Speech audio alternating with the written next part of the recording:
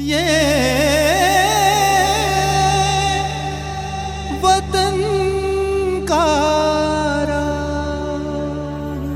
वतन का राग सुनने वाले सभी श्रोताओं को हमारा नमस्कार। भारतीय स्वाधीनता आंदोलन के इतिहास में लाल किला ट्रायल का महत्वपूर्ण स्थान है।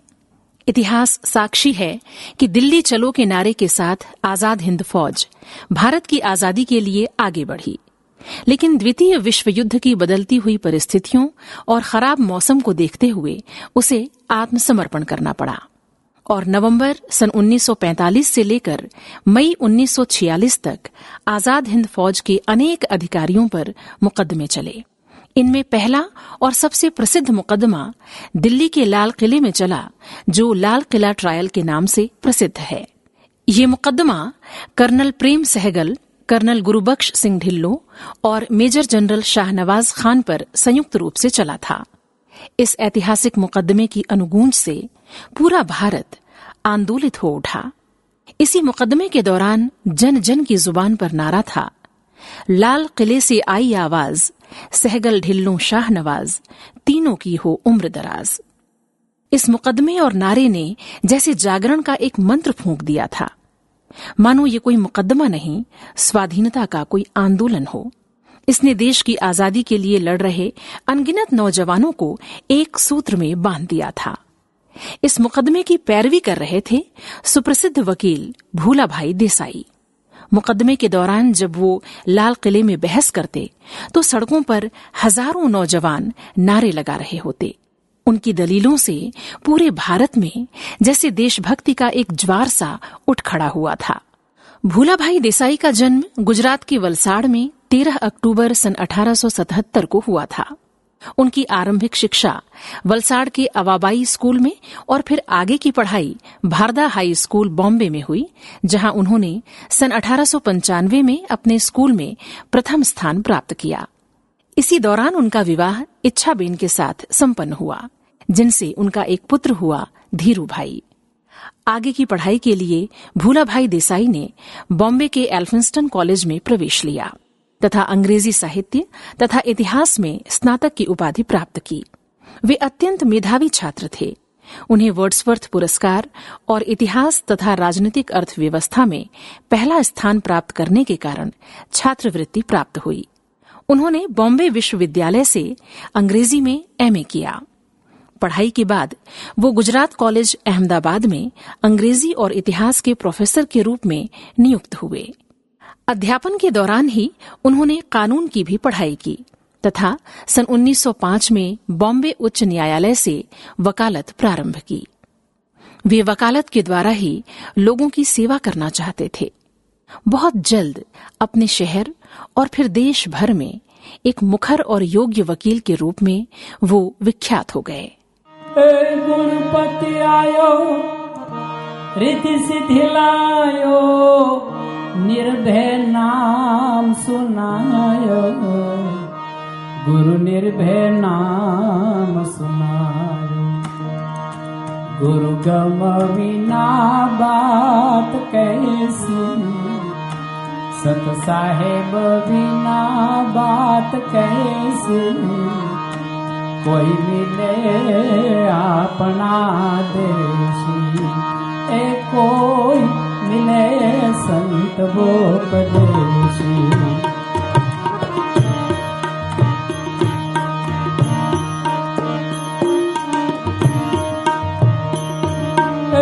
गुणपति आयो, रिद्धि सिद्धि लायो, निर्भय नाम सुनायो, गुरु निर्भय नाम सुनायो, गुरु गम बिना बात कैसी, सत साहेब बिना बात कैसी, कोई मिले अपना देशी, कोई मिले संत उपदेशी।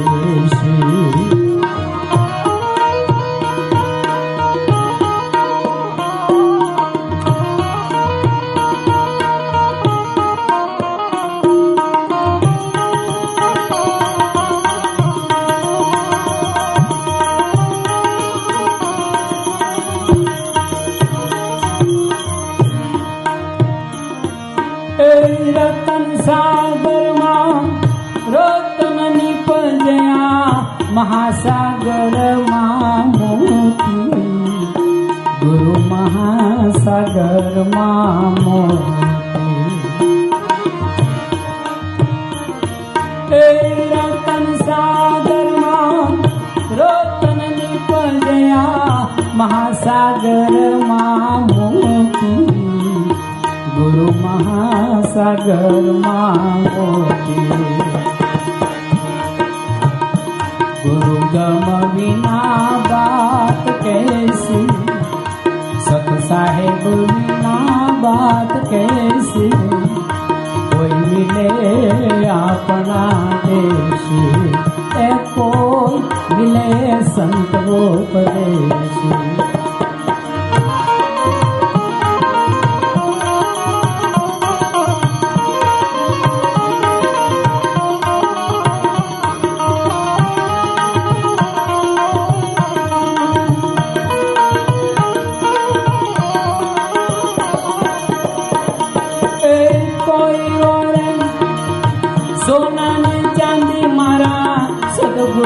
रे हाथा हिरला मारा गुरु जी रे ओरे हिरला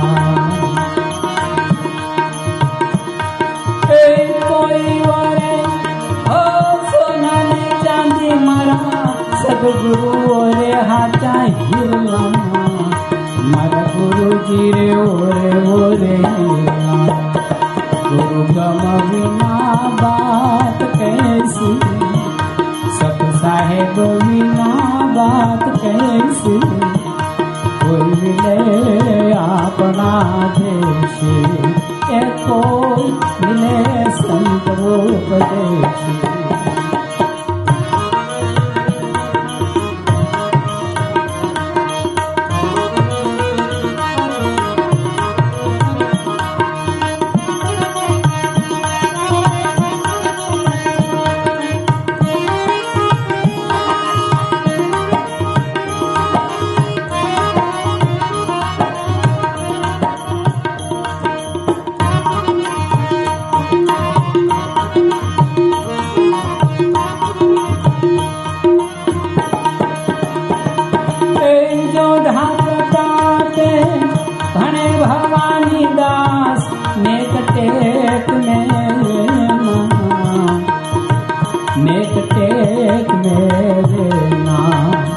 गुरु गम बिना बात कैसी सत साहेब बिना बात कैसी कोई मिले अपना देशी कोई मिले अपना देशी कोई मिले संत उपदेशी। वकालत करते हुए ही भूलाभाई देसाई का रुझान देश की राजनीति की ओर हुआ। वो कुछ लोगों के संपर्क में आए। देश में स्वराज की आवाज उठ रही थी। भूलाभाई देसाई ने अपने राजनीतिक जीवन की शुरुआत एनी बेसेंट की all India home rule league में शामिल होने के साथ की। साइमन कमीशन के विरोध के समय वो सामने आए। जून सन 1928 में गुजरात में सरदार वल्लभ भाई पटेल ने बारडोली सत्याग्रह आरंभ किया। भीषण अकाल के बाद भी प्रांतीय सरकार ने किसानों के लगान में 22% तक की वृद्धि कर दी थी। इसी के विरोध में यह किसान आंदोलन आरंभ हुआ था।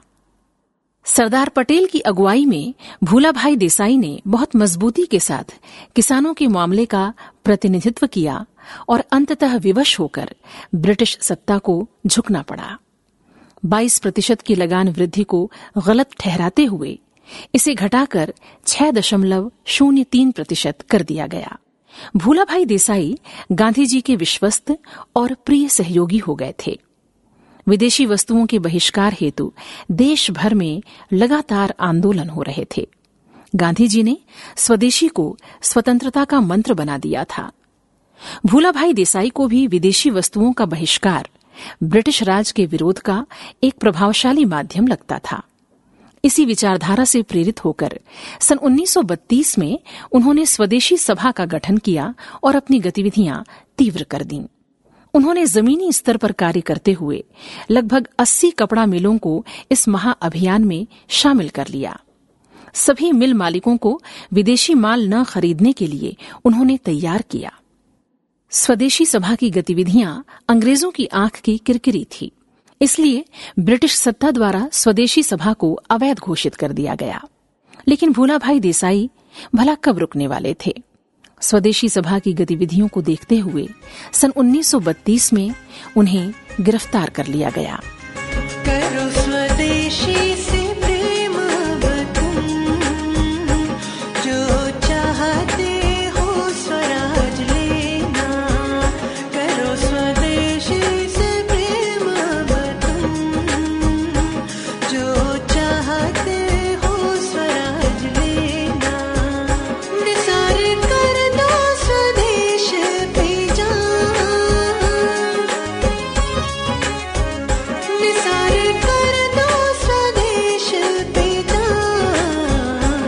जो चाहते हो स्वराज लेना। करो स्वदेशी से प्रेम तुम, जो चाहते हो स्वराज लेना।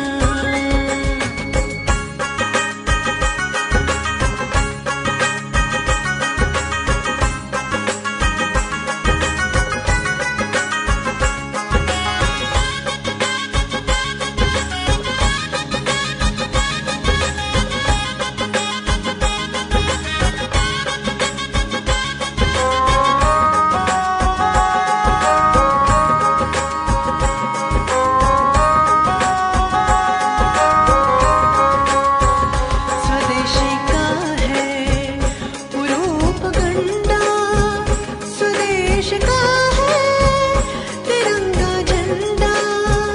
स्वदेशी का है उरूप गंडा, स्वदेश का है तिरंगा झंडा। स्वदेश का है तिरंगा झंडा। स्वदेशी से ही सजाओ तन मन, जो चाहते हो स्वराज लेना। करो स्वदेशी से प्रेम तुम, जो चाहते हो स्वराज लेना। निसार कर दो स्वदेश पे जान, निसार कर दो स्वदेश पे जान। जो चाहते हो स्वराज लेना। करो स्वदेशी से प्रेम तुम, जो चाहते हो स्वराज लेना।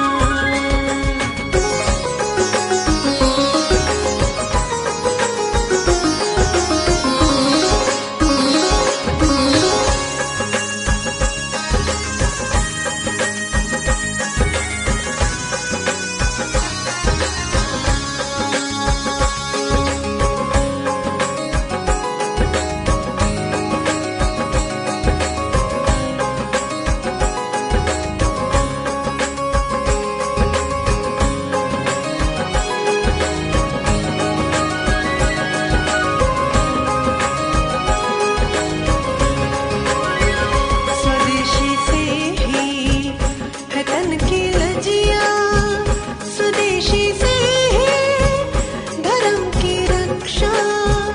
स्वदेशी से ही है तन की लजिया, स्वदेशी से ही धर्म की रक्षा। स्वदेशी से ही धर्म की रक्षा। स्वदेशी का ही सबक पढ़ो तुम, जो चाहते हो स्वराज लेना। करो स्वदेशी से प्रेम तुम, जो चाहते हो स्वराज लेना। जेल के कठिन जीवन को सहते हुए भूलाभाई देसाई बीमार रहने लगे। उनके गिरते स्वास्थ्य को देखते हुए आगे चलकर उन्हें रिहा किया गया और अपने इलाज के लिए उन्हें यूरोप जाना पड़ा। सन 1934 में वो गुजरात से केंद्रीय विधानसभा के लिए चुने गए। द्वितीय विश्व युद्ध में भारत को शामिल किए जाने के मुद्दे का उन्होंने विधानसभा में पुरजोर विरोध किया। गांधी जी द्वारा आरंभ किए गए सत्याग्रह आंदोलन में भाग लेने के कारण उन्हें गिरफ्तार कर पुणे की यरवदा जेल भेज दिया गया। जेल में उनका स्वास्थ्य बिगड़ गया, जिसके कारण उन्हें रिहा करना पड़ा। खराब स्वास्थ्य के कारण ही वो भारत छोड़ो आंदोलन में भाग नहीं ले पाए। भारत छोड़ो आंदोलन के समय देश के सभी बड़े नेता गिरफ्तार कर लिए गए थे। इस दौरान भूलाभाई देसाई सक्रिय रहे। अंग्रेज सरकार पर राजनैतिक बंदियों की रिहाई के लिए दबाव बनाने के साथ साथ एक आदर्श भारतीय गठबंधन बनाने के उद्देश्य से उन्होंने मुस्लिम लीग के नेता लियाकत अली से भी बातचीत शुरू की थी। जब आजाद हिंद फौज के तीनों अधिकारियों शाहनवाज खान, प्रेम कुमार सहगल और गुरुबख्श सिंह ढिल्लों पर राजद्रोह का मुकदमा चलाया गया, तब भूलाभाई देसाई सहित 17 अधिवक्ताओं की एक रक्षा समिति बनाई गई। तेज बहादुर सप्रू के नेतृत्व में ये रक्षा समिति कार्य कर रही थी। जब लाल किला ट्रायल शुरू हुआ तो तेज बहादुर सप्रू की अस्वस्थता के कारण भूलाभाई देसाई ने इस मुकदमे की पैरवी की। ये एक ऐतिहासिक मुकदमा था। भूलाभाई देसाई ने 3 महीने लगातार काम किया और उन्होंने अपने तर्कों में अंतर्राष्ट्रीय कानून का हवाला देते हुए कहा कि तीनों आरोपियों ने एक अनंतिम सरकार के आदेश के तहत अपने देश के लिए स्वतंत्रता हासिल करने के लिए हथियार थामा, जो उनका हक था।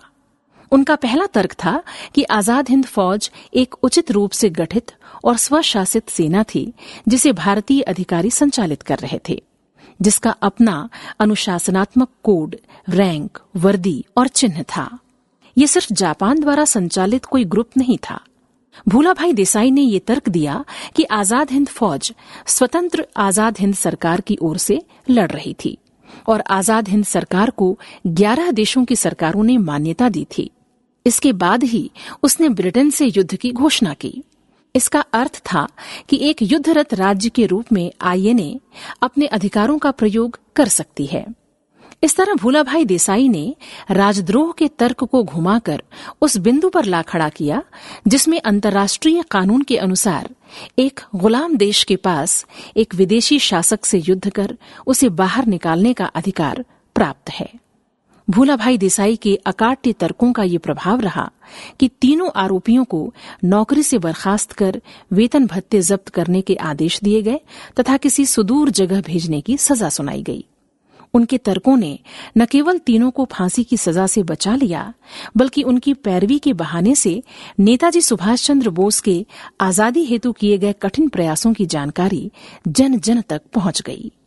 ये मुकदमा जैसे आजाद हिंद फौज का प्रचार मंच बन गया। मुकदमे के दौरान पूरे भारत में आजादी के लिए फिर से तीव्र आवेग पैदा हुआ। लोग देश पर मर मिटने को तैयार थे। जगह जगह अंग्रेजी राज के विरुद्ध धरने, प्रदर्शन हुए, एकता की सभाएं हुईं और अंग्रेज जान गए कि अब इस देश में और टिकना उनके लिए संभव नहीं है। 15 अगस्त सन 1947 को भारत आजाद हुआ, लेकिन इस आजादी की भोर देखने के लिए भूलाभाई देसाई नहीं थे। 6 मई सन 1946 को वो अनंत में विलीन हो चुके थे। बलिहारी तेरा बरबे बरबे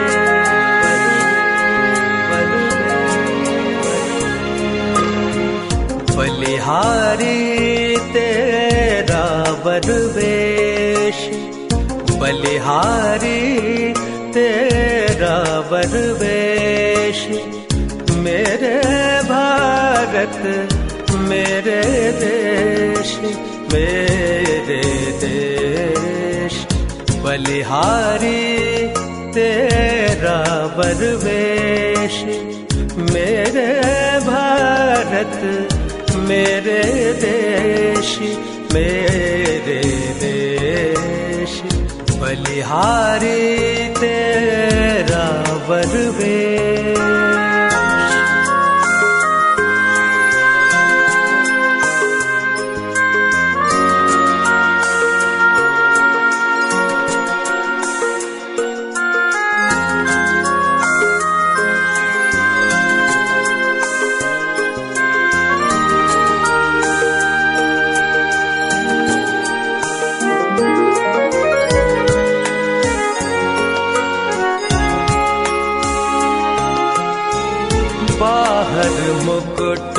विभूषित भाल, भीतर जटा जूट का जाल, बाहर मुकुट विभूषित भाल, भीतर जटा जूट का जाल, ऊपर नभ नीचे पाताल, और बीच में तू प्रणपाल, ऊपर नभ नीचे पाताल, और बीच में तू प्रणपाल, और बीच में तू प्रणपाल, तू प्रणपाल। बंधन में भी मुक्ति निवेश, मेरे भारत मेरे देश, मेरे देश। बलिहारी तेरा परवेश।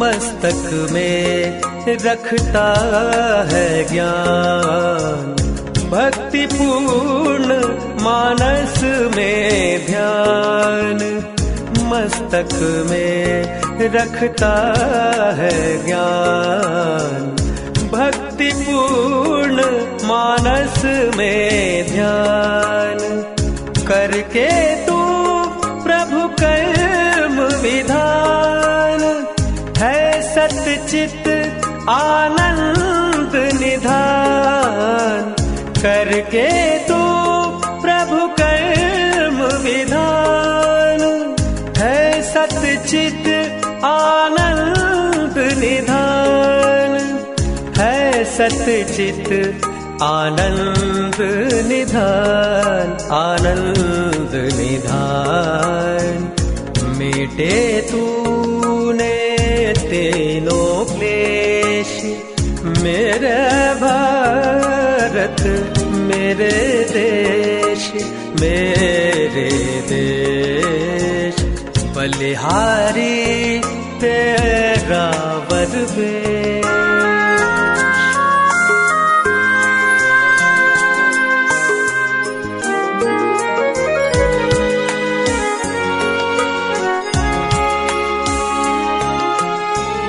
तन से सब भोगों का भोग, मन से महा अलौकिक योग, तन से सब भोगों का भोग, मन से महा अलौकिक योग। पहले संग्रह का संयोग, स्वयं त्याग का फिर उद्योग, पहले संग्रह का संयोग, स्वयं त्याग का फिर उद्योग, स्वयं त्याग का फिर उद्योग, फिर उद्योग। बलिहारी तेरा वरवेश। ये वतन का